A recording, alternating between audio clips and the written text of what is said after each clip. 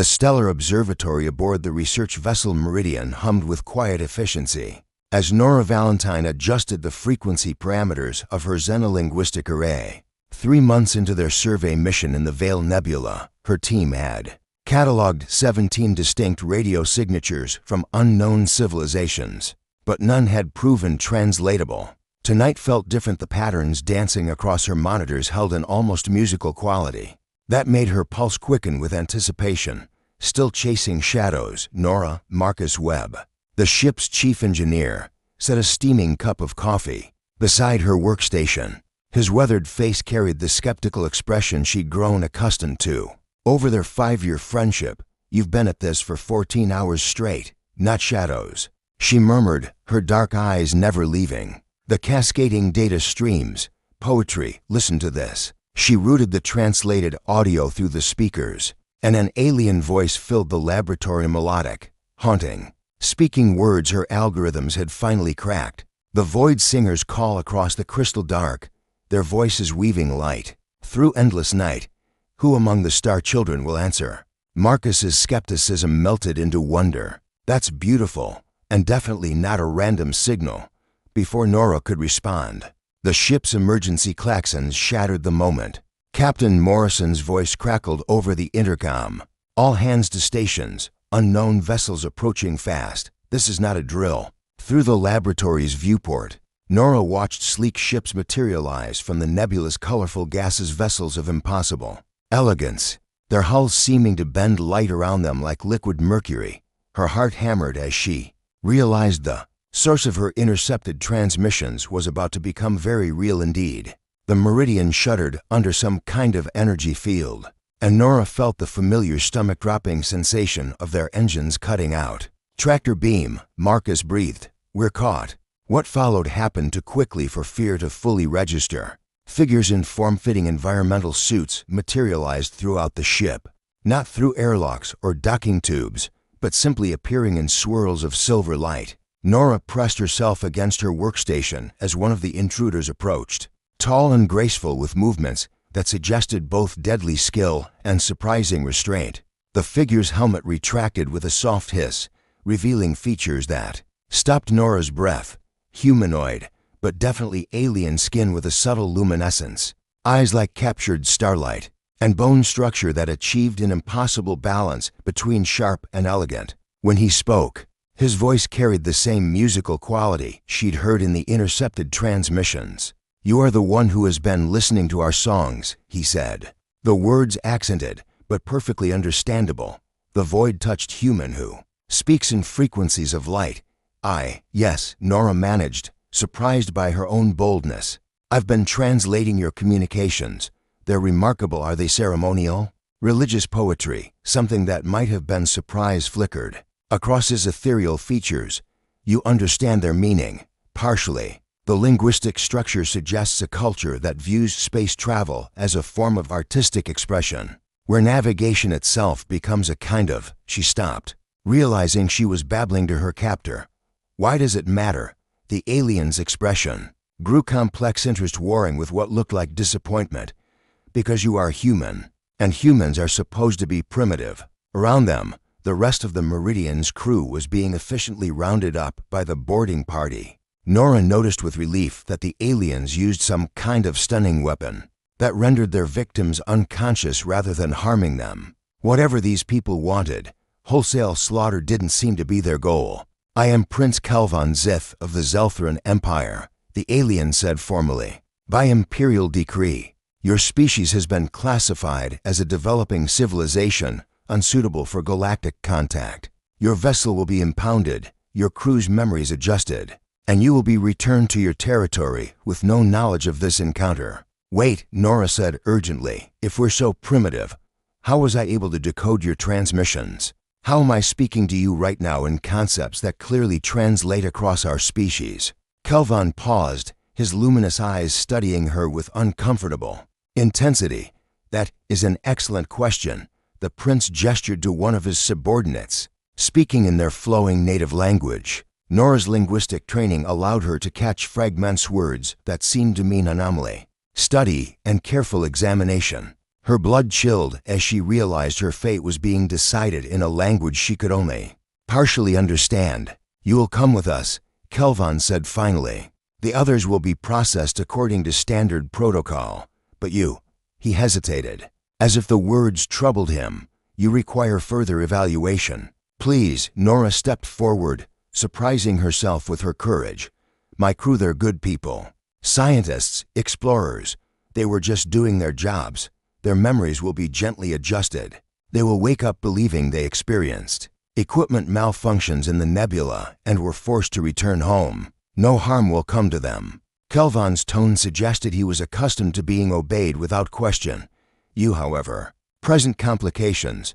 Before Nora could ask what kind of complications, a shimmering field surrounded her. The last thing she saw was Marcus's unconscious form slumped over his engineering console, while the last thing she heard was Prince Kelvon speaking softly to his companions in their musical language. When consciousness returned, Nora found herself in a chamber that defied architectural logic.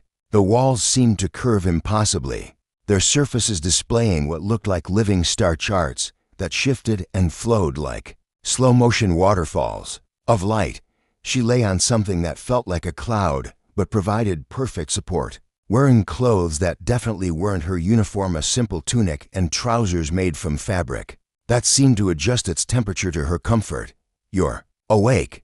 Kelvon's voice came from somewhere behind her.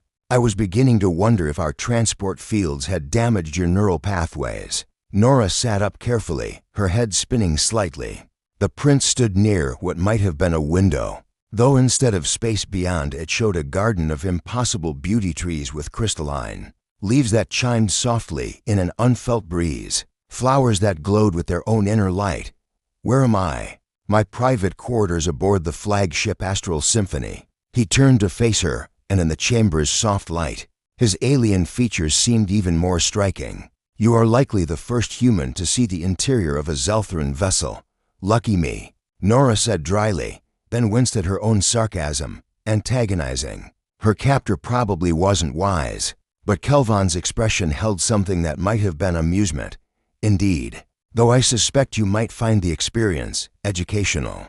He approached slowly, and Nora noticed he moved with the fluid grace of someone comfortable in low gravity. Or perhaps it was simply natural elegance. "Tell me, Nora Valentine, yes. We accessed your ship's records. How did you learn to decode our quantum linguistic matrices?" "Your what now?" "The transmission protocols we use for long-range communication. They're based on principles your species isn't supposed to understand for several centuries yet." Kelvon settled into a chair that seemed to mold itself to his form. "Yet you not only translated them, you grasped their cultural context. That shouldn't be possible." Nora considered her answer carefully. "Maybe your assessment of human capabilities is incomplete. Perhaps." His luminous eyes studied her intently. "Or perhaps you are not entirely typical of your species." Something in his tone made her pulse quicken, not with fear, but with an entirely inappropriate awareness of how attractive this alien prince was. She pushed the thought away firmly. "What happens now we learn about each other?" Kelvon leaned forward slightly. "The Imperial Council believes humans are aggressive primitives who will contaminate galactic civilization if allowed to expand beyond their solar system. But you..." He paused, seeming to choose his words carefully. "You suggest otherwise. And if I prove humans aren't primitive..." His smile was beautiful and sad. "Then everything my people believe about the natural order of the galaxy is wrong. And I will have to decide whether to report that truth to the Empire, or bury it to maintain the peace."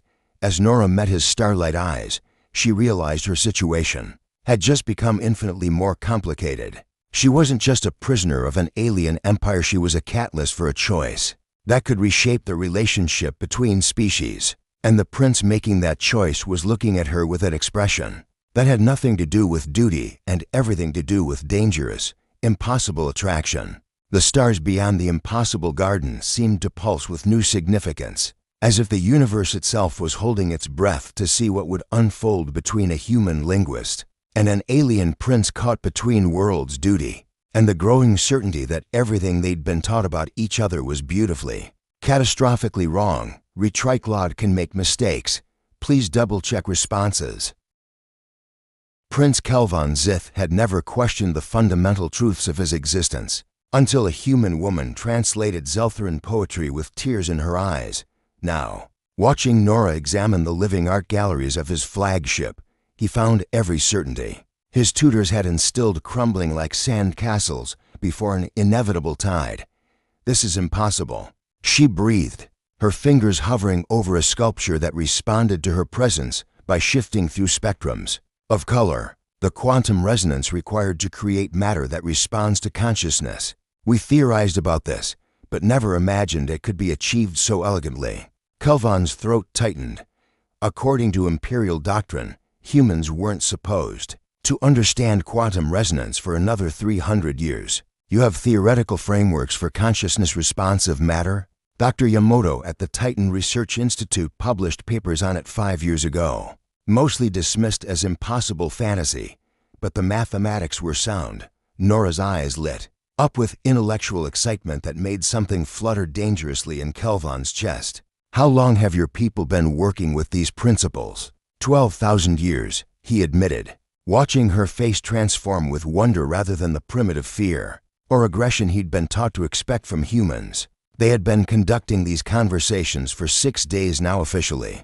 He was interrogating a potential security threat. Unofficially, he was falling in love with a woman whose very existence challenged everything he'd been raised to believe. Each day brought new revelations, Nora's insights into Zeltharan cultural patterns that escaped most of his own people, her intuitive grasp of technologies that should have been incomprehensible, her ability to find beauty in concepts that his kind took for granted. Kelvon, she said softly, and the way she spoke his name sent electricity through his neural pathways. Why are you really keeping me here?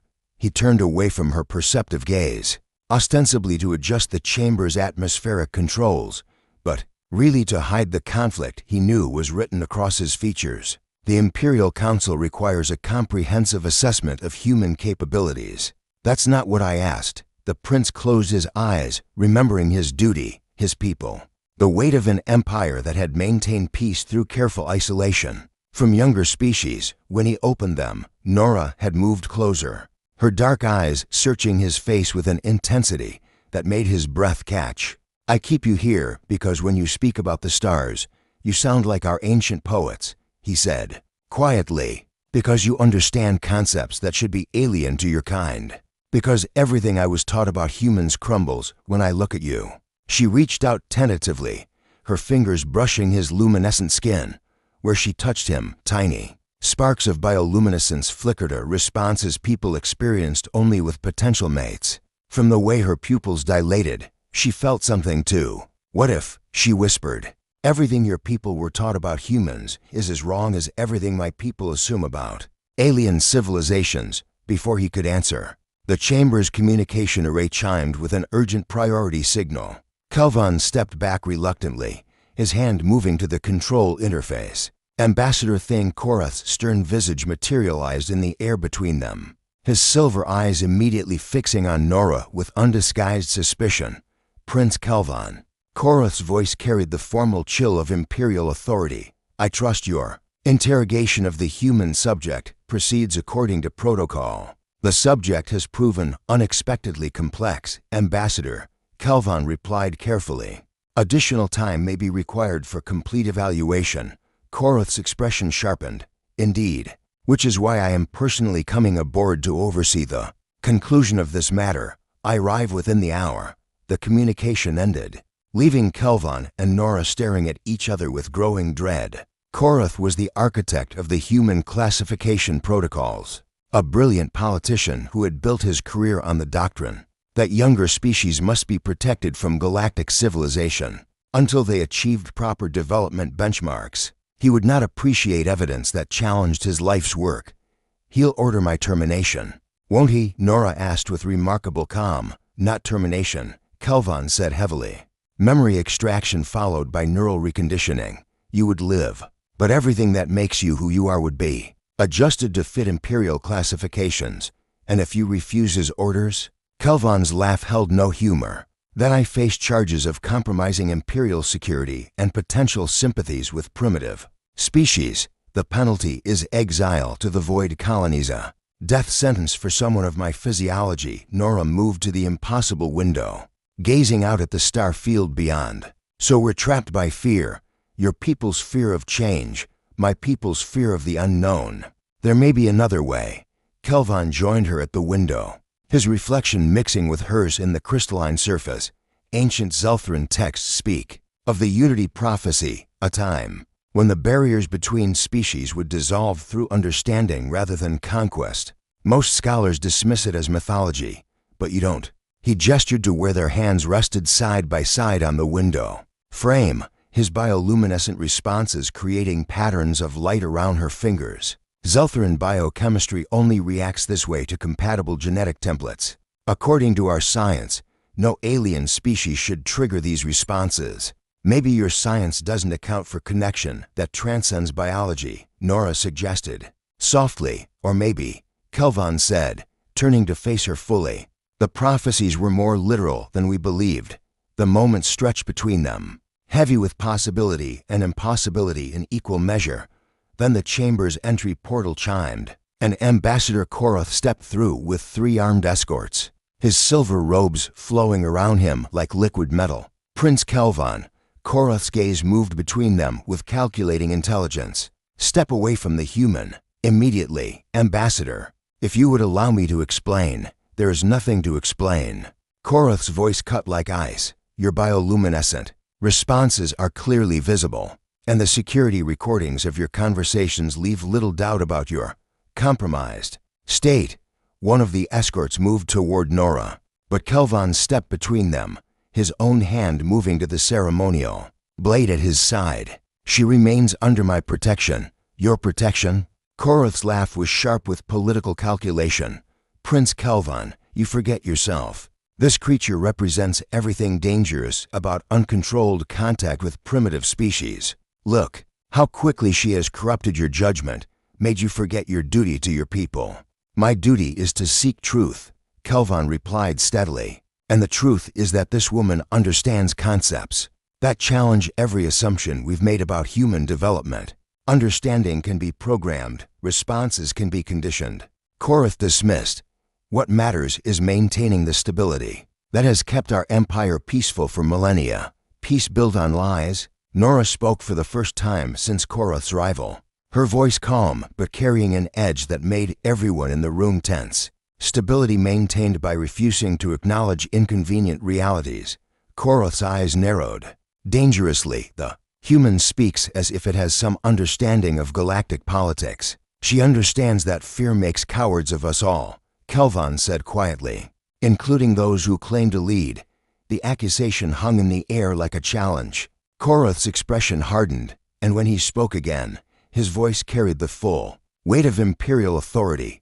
Prince Kelvon Zith, by the power vested in me by the Imperial Council, you are hereby relieved of command pending evaluation for species contamination. The human will be processed immediately.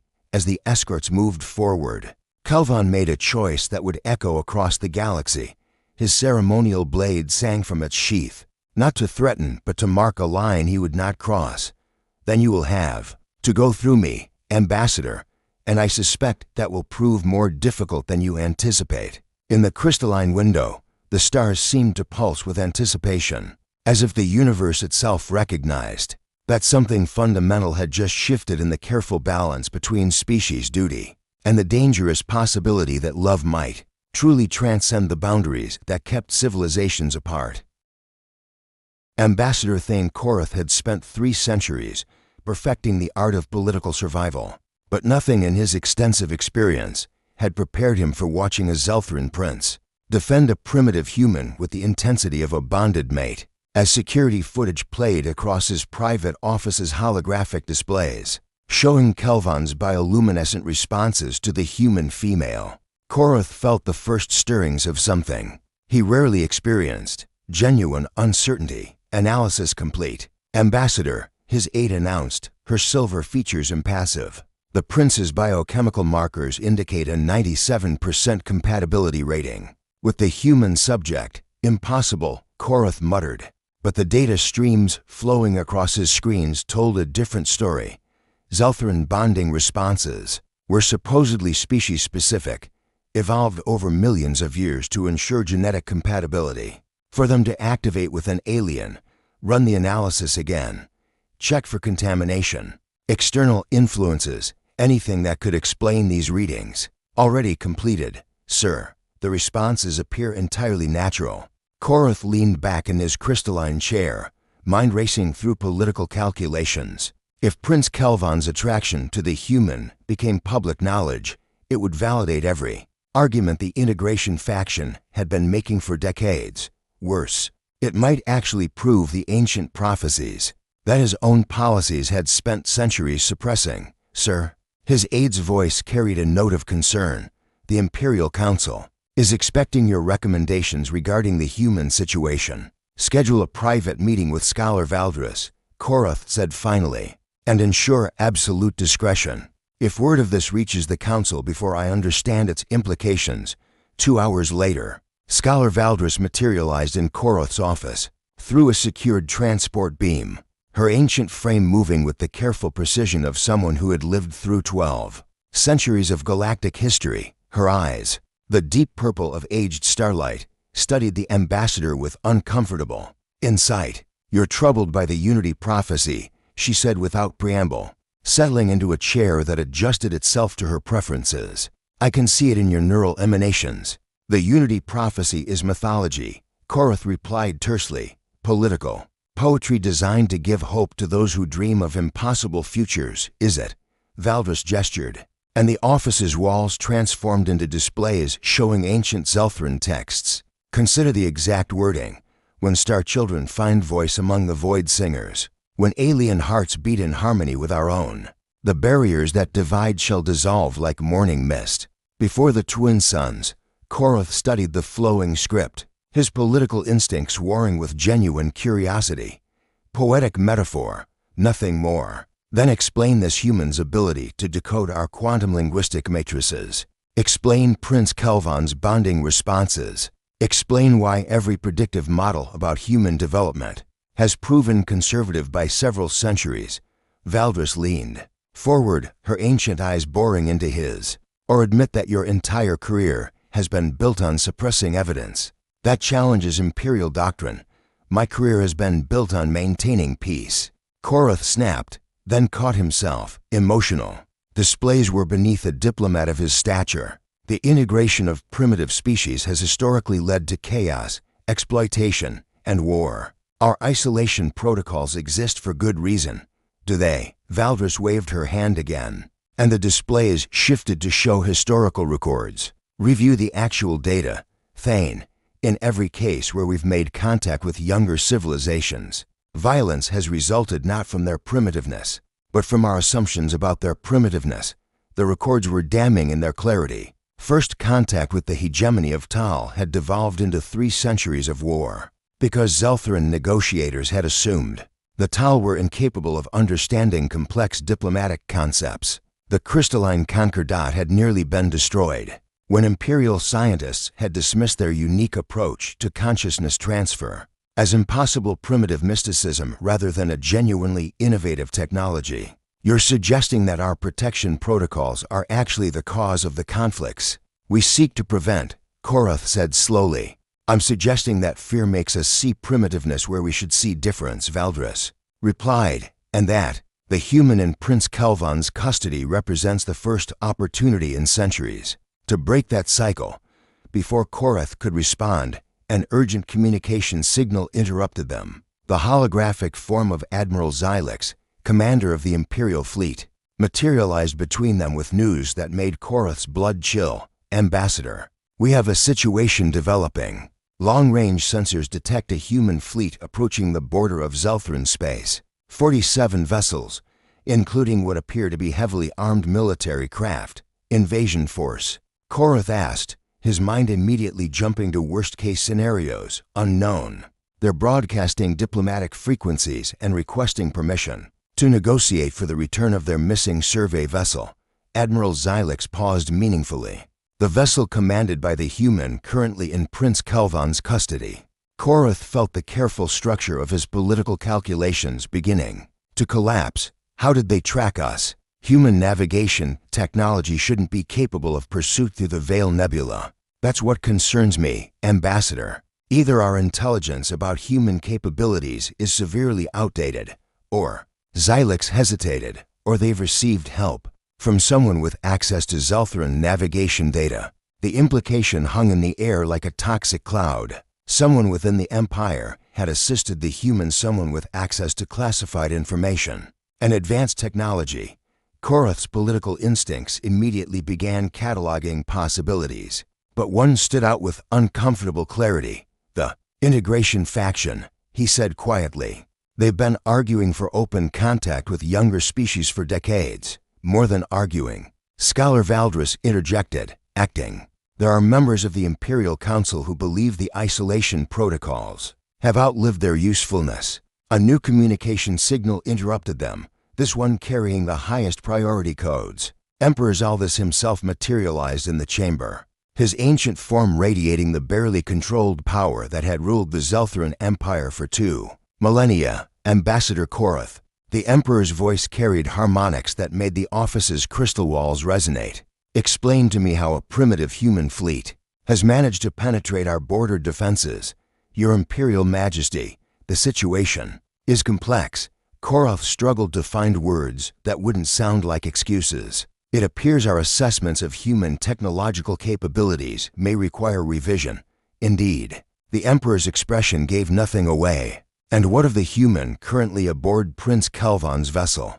I understand she has proven, educationally, significant. The casual mention of Nora made Korath realize just how extensively the Emperor had been monitoring the situation. The subject has demonstrated unexpected intellectual capabilities, Your Majesty. However, I maintain that she represents a security risk that should be contained according to standard protocols. Do you? The Emperor's smile was beautiful and terrifying. Tell me, Ambassador, how many of your standard protocols account for the possibility that the Unity prophecy might be literal rather than metaphorical? Korath felt as if the floor had vanished beneath him. Your Majesty, surely you don't believe. I believe in evidence, Thane. And the evidence suggests that everything we think we know about the natural development of consciousness in the galaxy may be fundamentally flawed.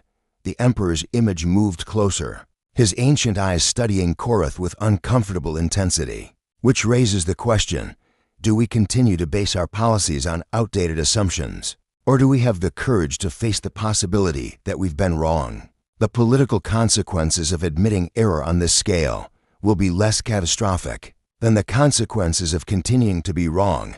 The Emperor finished. The human fleet will arrive at our borders within 6 hours. I want you aboard Prince Kelvan's vessel when they do, Ambassador. You will observe the negotiations personally. And if the humans demand the return of their missing crew member, the Emperor's smile grew more complex.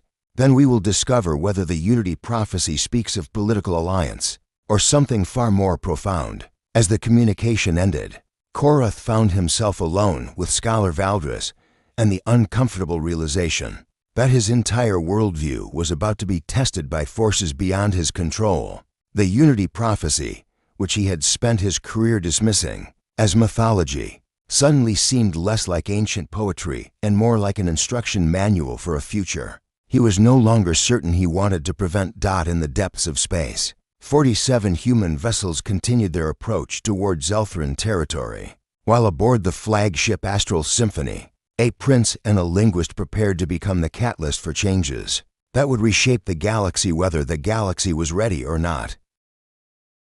Captain Juno Thorne had spent 15 years running contraband through the outer systems, but nothing in her smuggling career had prepared her for this moment. Standing on the bridge of a human dreadnought, watching Zeltharan ships that moved like liquid starlight as they approached for what everyone hoped would be the first peaceful first contact in galactic history. Range closing to 50,000 kilometers, reported Lieutenant Torres from the sensor station. The alien flagship is definitely where our signals originated, if Nora's alive. She's on that ship. Juno studied the tactical displays with eyes that had seen too many deals go wrong to trust easily. The Zeltharan vessels were breathtakingly beautiful, graceful curves and flowing lines that made human ship design look crude by comparison, but she could see the weapon systems hidden within those elegant forms. They were outgunned by orders of magnitude. Captain, Admiral Harrison's voice crackled over the communication array from the fleet flagship. Remember, this is a diplomatic mission. We're here to retrieve our people, not start a war. Understood? Admiral, Juno replied, though her hand remained near the weapons console out of pure instinct.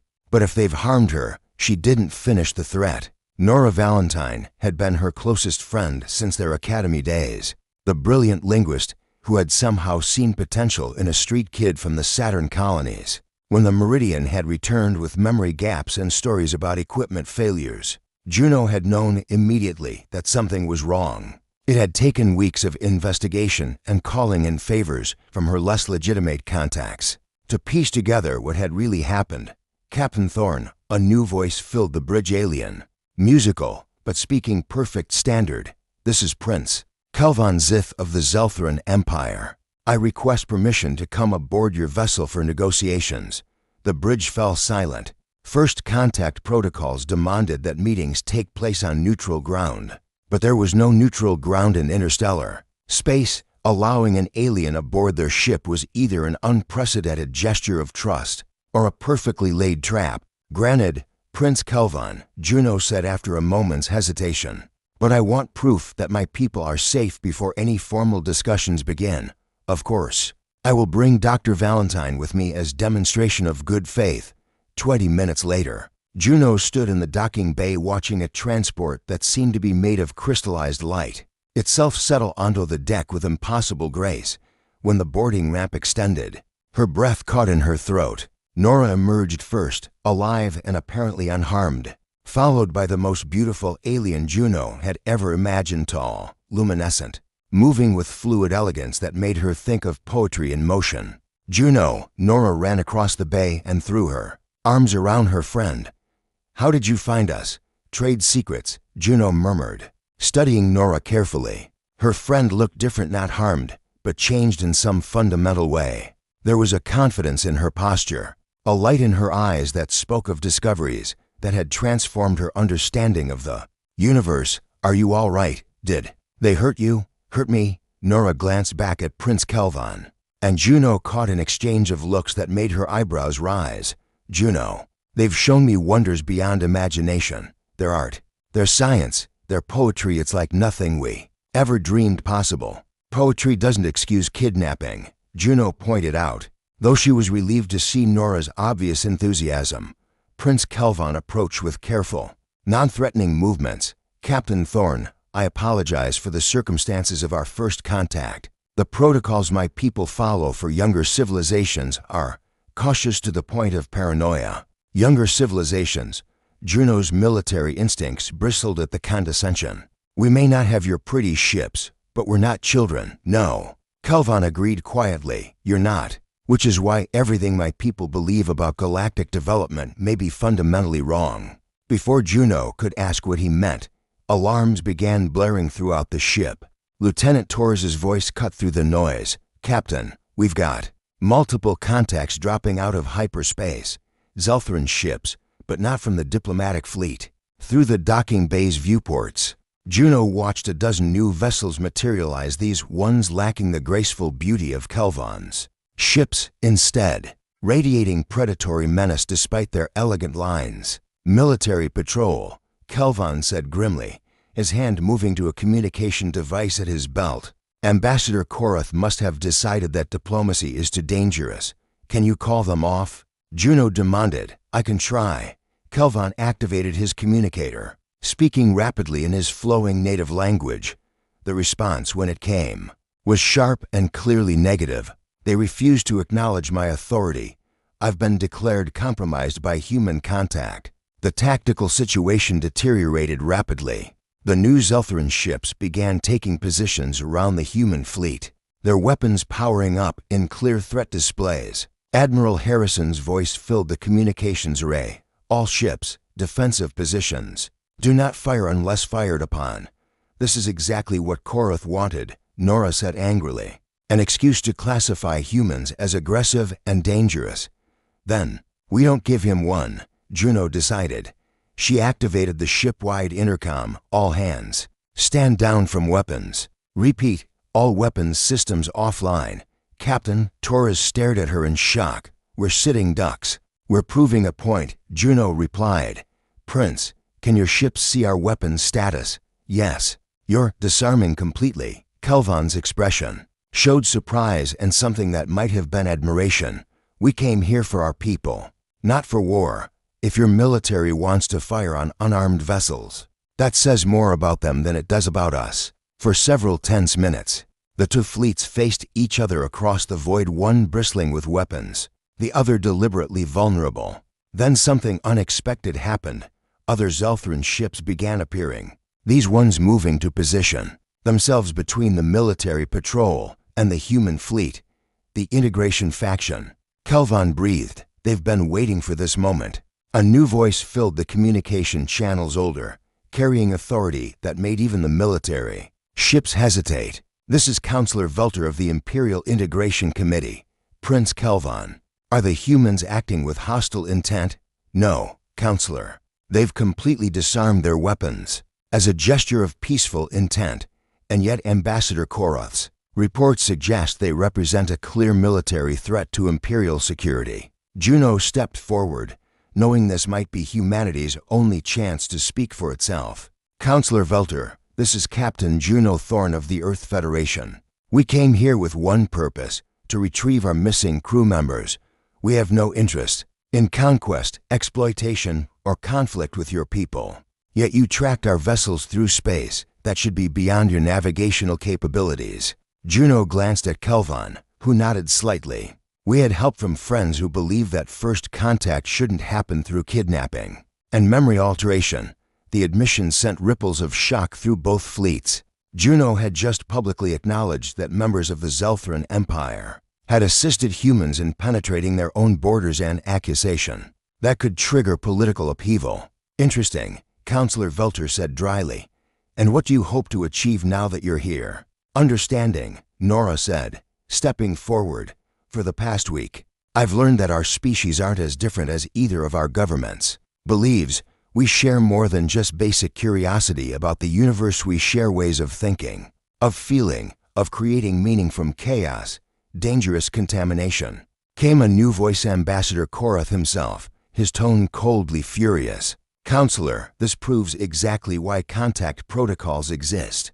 The human female has clearly been conditioned to express pro-integration sentiments, have I? Nora's voice carried a challenge that made everyone listening pay attention.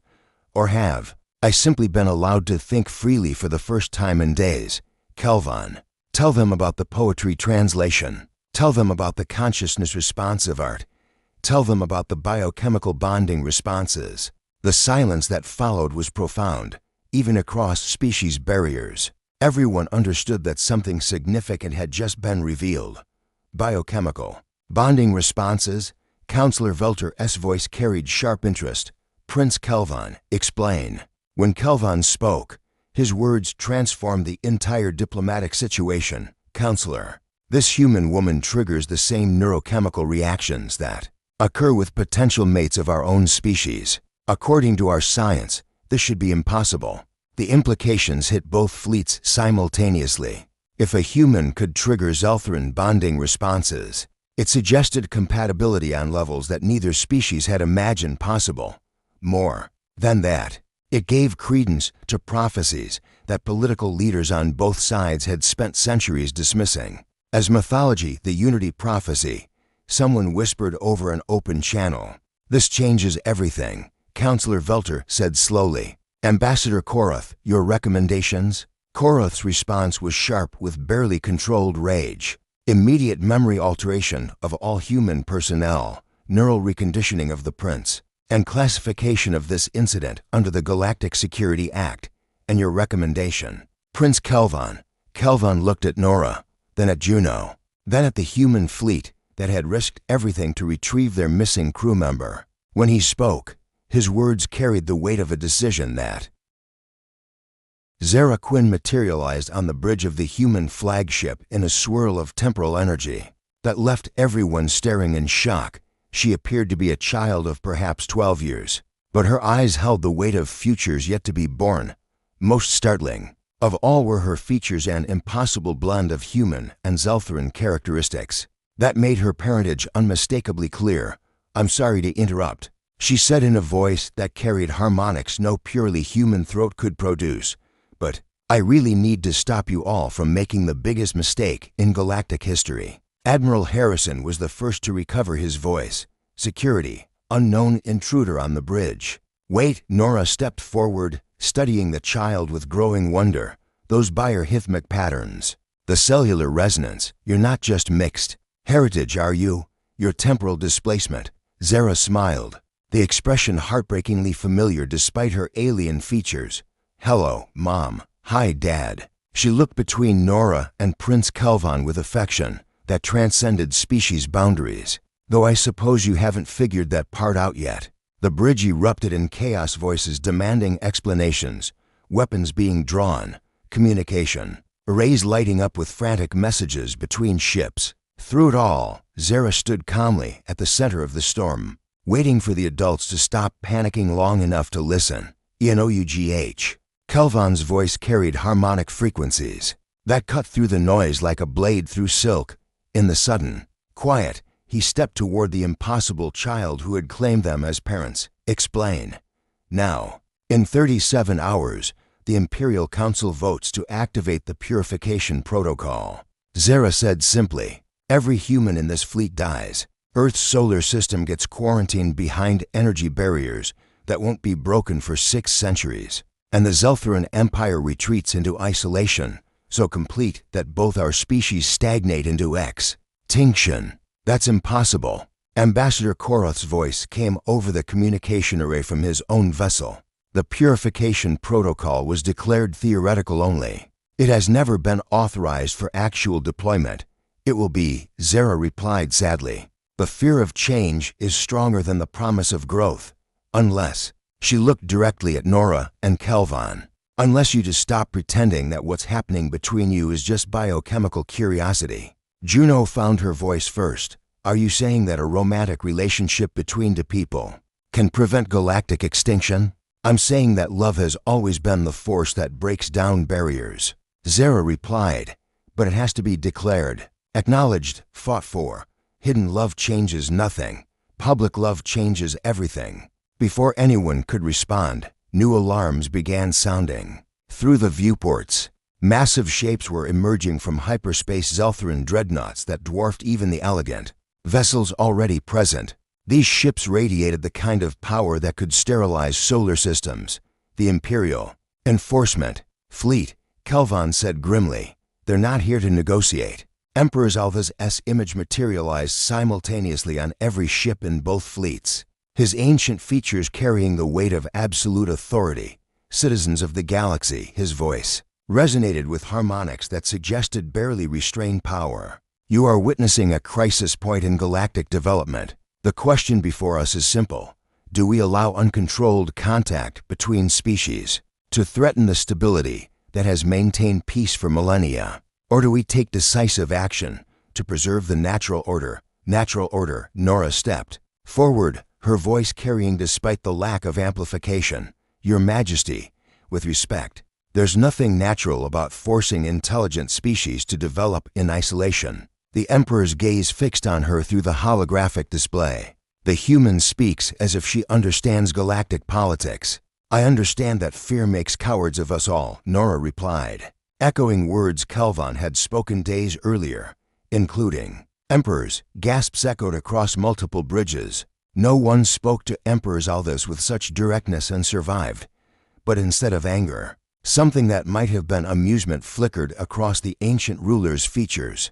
Bold words from someone whose species hasn't achieved interstellar civilization, haven't we? Admiral Harrison stepped forward. "Your Majesty, our fleet tracked your vessels through space you claimed was beyond our navigational capabilities. Our linguist decoded communication protocols you believed were incomprehensible to younger species. Our ships stand alongside yours in what might be the first truly peaceful first contact in galactic history."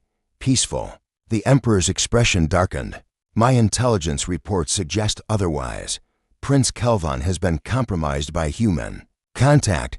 Dr. Valentine shows signs of neural conditioning, the presence of this temporal anomaly. His gaze fixed on Zara suggests manipulation on levels that threaten the fundamental stability of causality itself. The only manipulation here is the lie. Both our species have been telling ourselves, Kelvin said suddenly.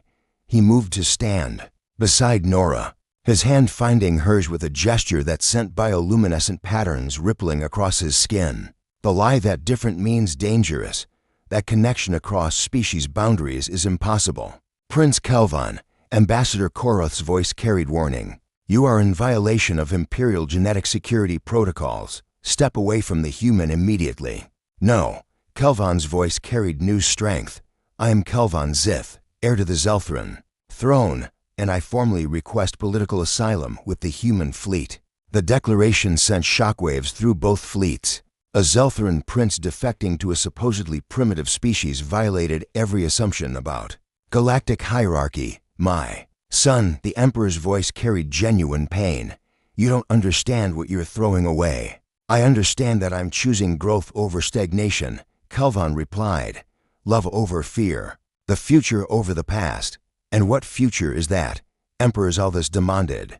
A galaxy where species barriers dissolve into chaos, where the order we've maintained for millennia crumbles into primitive emotion. A galaxy where children like me can exist, Zara said softly, stepping between the two men who would shape her timeline.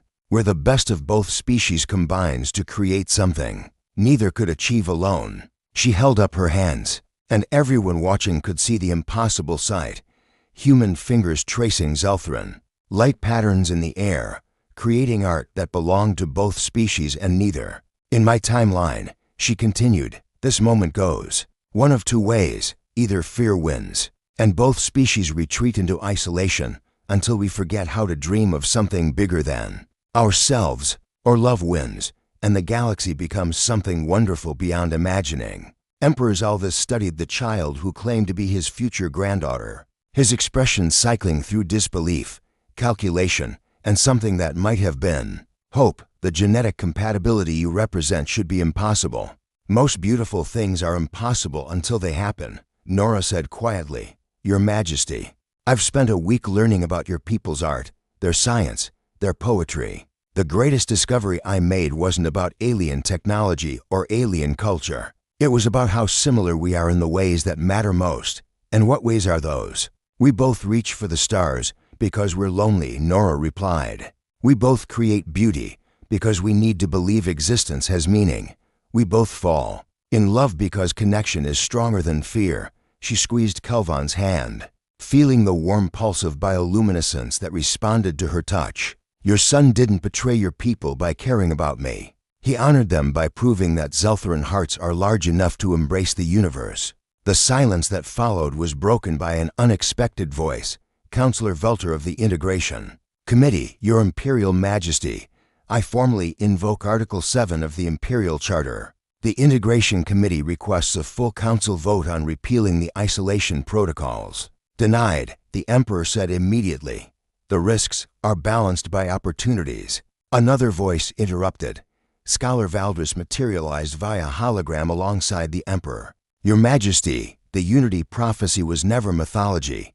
It was a prediction based on mathematical models of consciousness development across multiple species. Valdris, the Emperor's tone carried warning. Those models were